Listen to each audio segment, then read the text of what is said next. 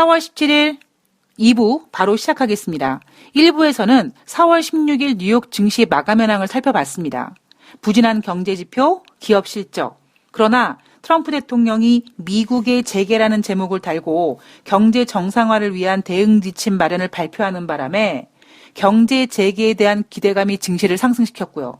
그리고 트럼프 대통령은 지난번 미국과 중국의 무역 협상 때 1단계 합의, 2단계 합의 이렇게 단계를 나눠서 혹시 주식시장에서 실망할까봐 1단계 합의 기대감, 그리고 합의 완료, 그리고 실망할까봐 바로 2단계 이렇게 단계를 주었듯이 트럼프 대통령이 이번에 미국의 재계에 대한 부분도 3단계로 나눕니다. 예전 같았으면 4월 12일 부활절에 재개할 거야 이렇게 날을 딱 잡았는데 지금 트럼프 대통령은 5월 1일이라고 딱 정하고 싶지만 매우 조심스러운 상황이죠.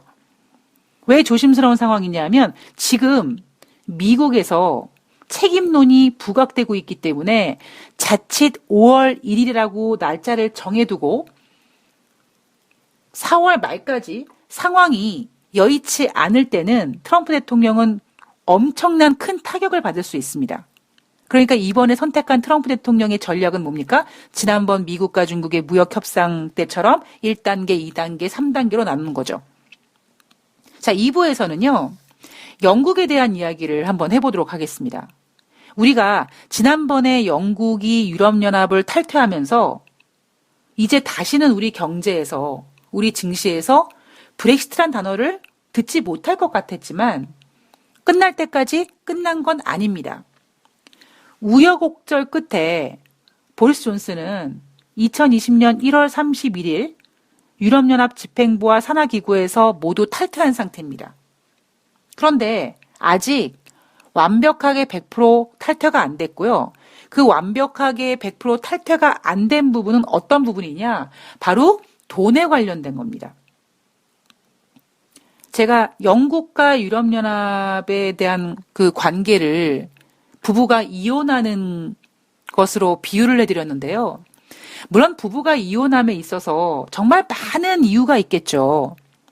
그런데 대부분 이혼이 진행되면서 물론 양육권 같은 것도 문제가 될 수 있지만 결국 이혼 관계 중에서 부각되는 내용은 돈입니다. 마찬가지로 영국과 유럽연합이 지금 형식적으로는 탈퇴했어요. 그런데 돈적으로는 정리가 안 된 겁니다.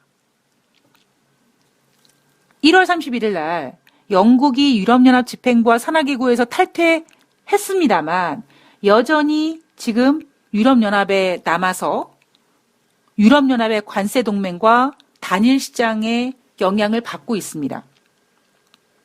그리고 여전히 유로존의 유럽연합에 남아서 유럽연합의 관세를 부여받고 있지만 그 과정 중에 계속 유럽연합과 이제 협상을 하는 거죠.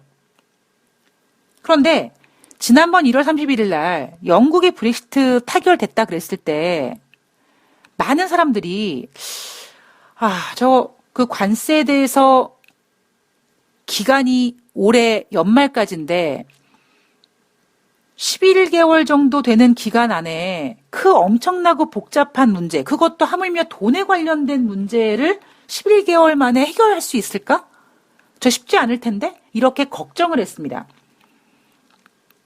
물론 사람이 하는 일이기 때문에요.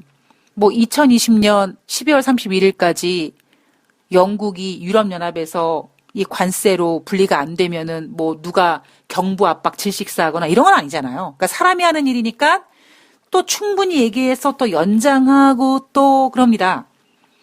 그런데 최대 2년 동안 연장할 수 있다고 합니다. 그러면 일이 잘 되면 2020년 12월 31일이 아니라 2022년 12월 31일까지 쭉 영국과 유럽연합이 이야기를 잘해서 그때 완전히 돈적으로도 금전적으로도 분리하면 되는 거니까. 그죠? 근데 지금 우리가 뭐가 급하냐면 2년 동안 더 얘기할래 안 할래 이거를 결정해야 되는 날이 2020년 올해 한 달 반 뒤, 즉 6월 30일까지 연장할래 안 할래를 결정해야 된다고 합니다. 자, IMF에서는요, 영국한테 어이, 존슨, 연장해라잉. 너 우리 IMF가 지금 세계 경제 성장률을 코로나19 때문에 하향 조정하고는 있지만 우리 인간이 언제까지 이렇게 힘들겠니? 세계 경제는 말이지 하반기에 반등할 수 있다? 그런데 네가 만약에 니네 영국이 6월 30일 날 연장하지 않고 그냥 12월 말까지 합의 잘 안 되고 올해 12월 말에 영국이 노딜 브렉시트가 되면 니네 영국 경제는 개박살 날 거다. 이렇게 협박을 했습니다. 자, 보리스 존슨 귀등으로도 안 듣죠. 웃기고 있네 이러고 있습니다. 이게 아직 영국 문제가요. 예, 아직 끝날 때까지 끝난 게 아닙니다. 그리고 제가 좋을 때는 좋고 나쁠 때는 나쁘다. 뭐 이런 걸 비유하면서 뭐 큰아들이 의사고 둘째 아들이 뭐 변호사고 셋째 아들이 사업가고 이런 얘기 쭉 해드리면서 이 얘기를 유럽연합에다가 비유해드렸거든요. 미쓰리는 개인적으로 유럽연합은 다시 예전처럼 분리될 거라고 보고 있습니다. 앞으로 경제가 계속 좋아지면 모르겠습니다만 가난이 문을 열고 들어오면 행복이 창문 밖으로 도망가기 때문에 그리고 이 비유가 조금 불편하실 수 있는데요. 왜? 우리 그런 얘기 있잖아요. 긴 병에 효자 없다고. 그렇듯이 뭔가 안 좋은 게 계속 유지가 되면은요. 사람은 지칩니다. 지난번 2010년도에 유럽발 금융위기가 터졌을 때 물론 좀 잡음들은 있었습니다만 그리스가 디폴트 돼? 아이고, 야, 큰일 나. 그리스 디폴트 되면 그 옆에 헝가리, 뭐, 이탈리아, 스페인, 안 돼. 도와줘야 돼. 적극적으로 도와줬죠. 그리고 그렇게 할 수 있었던 건 뭐냐면 잘 나가는 독일이 있었습니다. 독일이 잘 나갔지만, 예, 억울해하지 않고 그때는 뭔가 우리는 하나라는 그런 인식이 워낙 강하다 보니까 잘 나가는 나라가 도와줘야지. 당연히 도와줘야지. 우리 유로존은 하나인데 이런 인식이 되게 강했거든요. 근데 시간이 지나가면서 가장 문제가 뭐냐면 이제는 이 독일 자체가 예전처럼 잘 나가지 않아요. 최근 여러분 독일 경제지표 얼마나 휘청휘청했습니까? 여러분 냉정하게 코로나19가 이렇게까지 파급되기 전부터 독일 PMI 지표가 50 이하고 막 그랬습니다. 그러자 이제 독일이 자기네들이 예전 같지 않으니까 여유가 좀 없어진 거예요. 지난번에 유로 코로나 채권을 발행하자 그래서 유로존이니까 유럽연합 국가들이 공동 성명을 발표했습니다. 근데 이거를 누가 반대했냐면요. 독일과 네덜란드 같은 나라들이 반대했습니다. 그 반대한 이유가 뭐냐면 괜히 유로존 이 공동 채권을 만들면 우리 독일 같은 그러니까 좋은 나라, 그러니까 우량한 나라가 물귀신 작전으로 불량해질 수 있어. 뭐 이러한 명분을 가지고 반대했거든요. 자, 그러자 프랑스 마크롱 대통령이 총대를 메고 그러면 우리 유럽연합 구제기금을 새롭게 만들자라는 공식 제안을 합니다. 이 새로운 구제기구는 뭐냐면요. 최소 5년에서 최대 20년까지 운영하는 특수 목적 법인을 만들자는 거죠. 자, 마크롱 대통령은요. 이런 식으로 협박을 해요. 저기 독일 니네 뭐 지난번에 유로 코로나 채권 막 반대했잖아. 근데 니네가 이렇게 협조하고 그러지 않으면 그리고 우리 프랑스가 제시한 이 새 구제금융 잘 안 되면 유로존 어떻게 될 수 있어? 붕괴될 수 있어. 이렇게 얘기를 합니다. 이 유럽연합 구제기금을 통해서 5천억 유로를 만들어서 도와주자. 이 내용입니다. 그리고 이 본격적인 내용은 다가오는 4월 23일 날 화상회의를 통해서 본격적으로 논의가 된다고 합니다. 독일은요, 불편한 거예요. 맨 처음에 명분은, 우리 독일은 겁나 우량한데, 괜히 저거 유로 코로나 채권, 결국 저 유로 코로나 채권이 뭐냐면, 저 채권을 통해서 모인 돈 가지고, 뭐 그리스, 이탈리아 이렇게 막 빚 겁나 많이 지고 막 그랬는데, 코로나19 때문에 피해를 겁나 많이 보고 있는 나라들, 그런 나라들 도와주자는 거거든요. 그러니까 독일 입장에서는, 괜히 그렇게 됐다가, 우리 독일까지 좀 부실한 걸로 될 수도 있는데, 뭐 이런 명분이었습니다만, 정확한 속내는 이런 거죠. 아니, 왜 우리 독일 자국민들이 낸 세금을 가지고 다른 회원국들을 돕지? 이겁니다. 예. 제가 가장 무서워하는 부분이 이런 부분인 거예요. 잘 나갈 땐 좋다니까요. 잘 나갈 때는, 형제 우도 있고, 우애도 좋고, 효도도 하고, 그리고 어느 정도 어려울 때 막 도와주죠. 제가 예전에 이런 얘기 드렸잖아요. 뭐, 잘 나가는 아빠 독일, 집 나가려고 하는 영국, 그다음에 아빠 눈쌍꺼풀 수술 시켜줘 하고 계기는 이탈리아, 이렇게 비유해 드렸잖아요. 근데 제가 이거 비유해 드리면서 아빠가 대기업에 잘 나가는 아빠가 경제가 꺾이면서 어느 순간에 왠지 이제 예전같이 못할 위기감이 든다. 제가 이렇게 독일을 유로존의 가장이라는 표현을 해드렸습니다. 그러니까 지금 그 독일의 유로존의 가장격인 독일이 힘든 거예요. 그러니까 뭐예요? 너그럽지 못하고 자꾸 따지게 되는 거예요. 내가 너한테 어떻게 줬는데. 그러니까 여유가 있으면 너 힘들지? 그냥 내가 도와줄게. 걱정하지 마. 이렇게 도와주다가 내가 힘들어지면 내가 너한테 어떻게 했는데 네가 나한테 그럴 수가 있니? 이런 상황이 지금 독일에서 벌어지고 있는 겁니다. 자, 이게 지금 유럽 상황입니다. 유럽 상황에서 이 지금 새 구제기금이 당장 뭐 증시를 훼손시키고 그런 건 아니지만 제가 왜 이 얘기를 해드리고 있냐면 흐름이에요. 흐름. 돈다방 미쓰리는 사람의 마음을 읽는 방송이잖아요. 지금 사람들의 마음이 이렇게 바뀌고 있다는 걸 알려드리기 위함입니다. 자, 트럼프 대통령의 마음을 한번 읽어볼까요? 애틀란타 연방은행 총재가 미국 기업들이 이르면 5월부터 생사의 기로에서 몸부림치는 상황이 벌어질 거다라고 했습니다.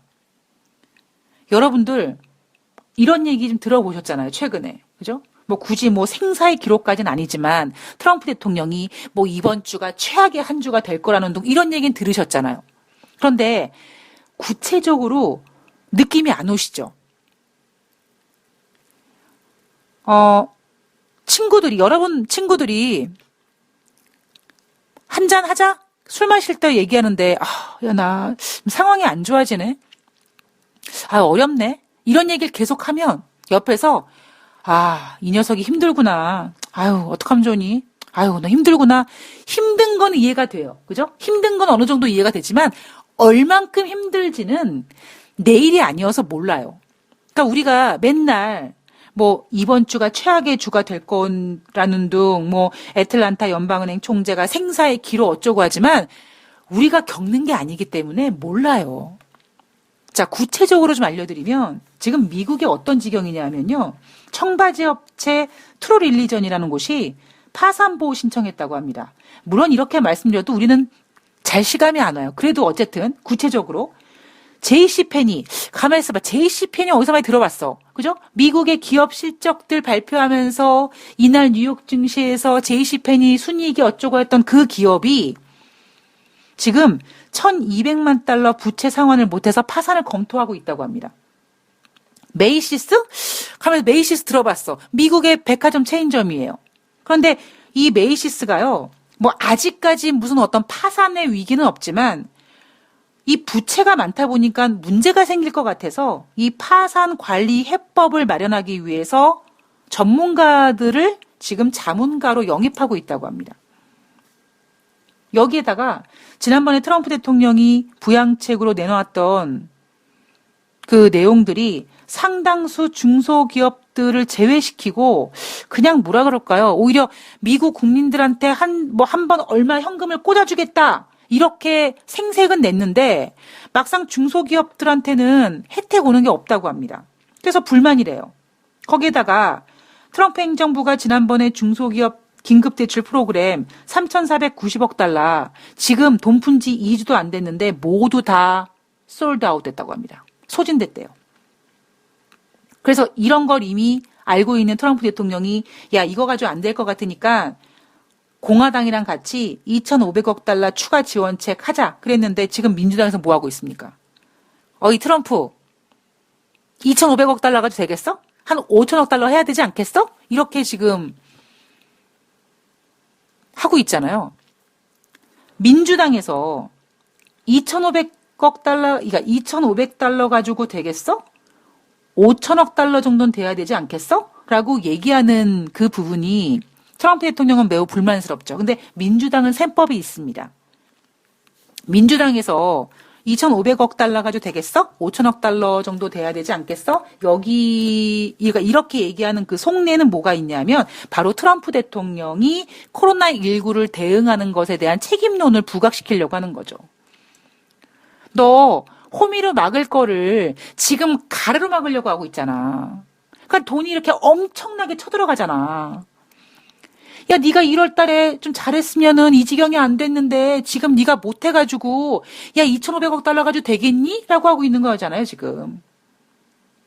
자, 트럼프 대통령이 왜 3단계 미국의 재계라는 제목을 달고 경제 정상화 대응 지침 마련을 했느냐? 그럼에도 불구하고 트럼프 대통령 욕심대로 5월 1일이라고 딱 날짜를 정하지 못했느냐?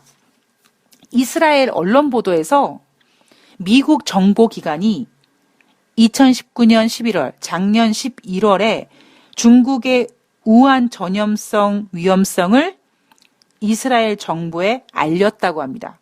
이스라엘 정부에만 알린 게 아니라 나토에도 알렸대요. 자, 그러면 이 시점이요. 2019년 11월이에요?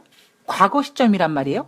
과거 시점인데 지난번에 제가 1월 29일 날 백악관 회의에서 피터 나바로 메모지에 이 코로나19가 팬데믹이 될 수 있고 미국 국민들이 40만 명이 죽을 수 있다. 이런 메모장이 있었었다. 그런데 이게 과거였는데 지금 이 이스라엘 언론 보도에 따르면 작년 11월이니까 과거에서 더 앞으로, 그러니까 우리가 영어 문법에서 비유하자면 대과거로 가야 되는 거죠. 그래서 이 이스라엘이 미국 정보기관을 통해서 이 내용을 받고는 중동으로 확산할 가능성에 대해서 이스라엘 간부들이 논의를 했지만 이스라엘이 아무것도 안 했다고 합니다. 그러니까 이스라엘 이 언론 보도는 뭐냐면 트럼프를 깔려고 하는 게 아니라 이스라엘 정부를 깔려고 하는 거겠죠. 이스라엘 저 간부 새끼들 저거 코로나19 위험할 거라는 거 미국한테 들었는데 그냥 손 놓고 있었네? 이거를 보도하려다 보니 이게 지금 마치 나비 효과가 돼서 트럼프 대통령을 압박하게 되는 겁니다. 지난 8일 날 ABC 방송에서 미국 국방부 산하 국방정보국 소속 국가의료정보센터에서 작년 11월 우한 전염병에 관한 보고서를 작성했다고 합니다. 이 보고서는요, 백악관에 여러 차례 보고가 됐고 올해 1월 초에는 매일매일 트럼프 대통령에게 일일 정보를 브리핑하는 그 내용 안에도 속했다고 합니다. 뭐 이런 거겠죠. 대통령 각하 오늘 하루 브리핑하겠습니다. 지금 중국 우한에서 어떠한 폐렴 같은 게 돌고 있는데 그것 때문에 환자들이 얼만큼 죽어가고 있고 이거 매일매일 보고 있다는 거죠. 근데 문제는 뭐냐면 트럼프 대통령은 만약에 이 내용이 사실이라면 트럼프 대통령은 작년 11월 달에 알았는데 그리고 최소한 올해 1월 달에 알았는데 여전히 미국은 완전히 통제됐다고 얘기하고 지금 이 지경까지 오게 해서 3,490억 달러로도 막지 못하고 헉헉거리고 있죠, 지금. 그러니까 민주당에서 2,500달러 가지고 되겠어? 이러고 있는 겁니다. 자, 여기에 그동안 잠잠했던 조 바이든이 트럼프 대통령은 지금 남 탓하는 어린아이 같다. 그죠? 이런 모든 보도 내용을 트럼프 대통령은 거짓 정보라고 얘기하고, 그리고 WHO에서 중국 편을 드느라고 이런 전염성에 대한 심각성을 전파하지 않았다.